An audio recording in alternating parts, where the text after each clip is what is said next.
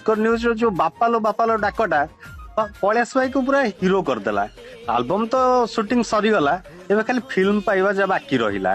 सर्वशेष धन्यवाद दवा चाहिए भास्कर न्यूज। भास्कर जहा बदलाई दिए आपण भाग्य।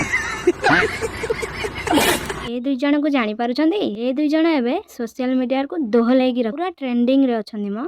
गोटे पटे कैलाश आ गोटे पटे संध्याराणी। कैलाश को तांको स्त्री छाड़िकी गला परे तांकर किछि अभाव हेनी। कालिया को सिना ता स्त्री छाड़िकी पळेला, हेले एबे सेई कालिया हीरो हे जाई। एबे तांकर नुआ एल्बम आसीबा सहित तांकर गोटे यूट्यूब चैनल खोलिछंदी जोथिरे से पैसा इनकम करबाक लागिलेनी।